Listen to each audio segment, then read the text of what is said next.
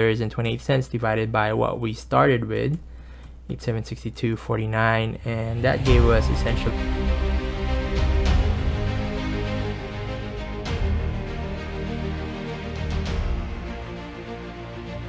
How's it going? It's Rocky. Welcome to week number 38 of our Don't Lose Money Challenge. Every Friday, I release content on my experience trading the E-mini and the micro E-mini futures. Lately, I've been trading mostly during the Globex market since I've been busy during the day. You've probably noticed from my previous contents why my PL has been a lot lower than usual on the positive side and on the negative side. But what I'm happy about is it's been a consistent green week for the past 2 months, and that consistency is something I crave for. And I think a lot of that I can attribute to the fact that I'm not forcing any trades because I'm not trying to reach for this dollar amount anymore. I'm just really doing this because I enjoy doing it, and it's a very slow and almost not entertaining way of scaling up the account. But one thing for sure is I am definitely scaling the account. So this will be a very short video. And by the way, if you are subscribed, check out my little shorts. I've been playing around with that. It's a beta with YouTube. It's 15-second shorts. Let me know what you think about those, or if they're interesting or not. I try to show some of my trading and just some day-to-day activities on there. But our trade this week, I just did one trade. You can see here, this is the 1 hour chart for the entire week itself.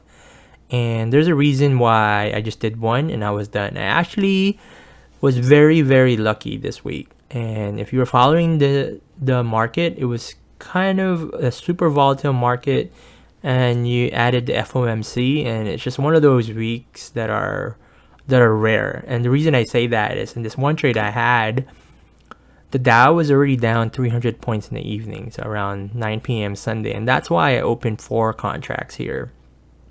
And I was actually up a bit, and then right when we were close to the EU market opening, it just kept dropping. So I figured, when I entered, the market was already down 300 points. It can't hurt to go long. I definitely, saw signals on the 5 minutes to go long. But then it kept going down, and that's why I kept averaging down.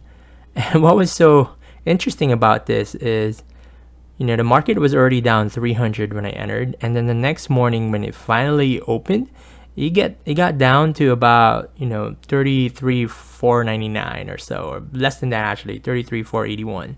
So it dropped another 600 points. So from being down 300 and then under 600, that was a 900 point drop. So it's been a while since I saw a drop that big. The biggest one I've seen while trading the futures was probably the 1,000 point drop during when the shutdown occurred. But anyway, so I was pretty much underwater on this trade, and I actually had to deposit money. I deposited $900 because I wanted to avoid the margin call. And just something I wanted to point out really is, with the way I've been trading in the past, I would maximize my position size, but now what I do is I only do maybe half of what the cash balance that I do have. That's why I've been trading 4 contracts, maximum up to 8. But with this one, I sort of went to the edge, and because the market just went the opposite way on a drastic way, I had to deposit $900 to avoid any margin calls. And with this one, like towards the midnight the next day, I was actually above water. I could have exited, but I was asleep. And really, I just kept waiting until we had an opportunity to go back up. So it went down again Tuesday morning, Tuesday afternoon. And then it wasn't until Wednesday morning when it finally shot up quite well. That's when I exited. So I exited at 34,172. And, that's, barely about 50 points. That gave us $218.28 after commissions and fees. And then after that, I thought it was a great decision because it kept going down. And then later on that evening and the next day, it shot up so high. It went up maybe another 600 points to where I exited. And I was having this moment of FOMO. And because of that, that's when I knew that it was time to step away. And that is why I just, I called this week like, all right, I was lucky. I'm out because I don't want to be chasing. And I know some folks on YouTube that I follow, they got hit pretty hard this week. So really, I'm just happy and lucky that I got out unscathed for this. Definitely, a very, very lucky week for me.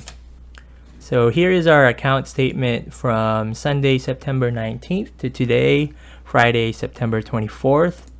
If we look here on our descriptions, you'll be able to see that I did deposit $900. So $500 from one account and $400 from another account. So we will be adding that to our starting cash. And essentially from our trades, you can see here, just one trade round trip really, with a total of 8 contracts. So our ending cash for the week is $9,880.77. Since we deposited $900, we will subtract that from our ending cash.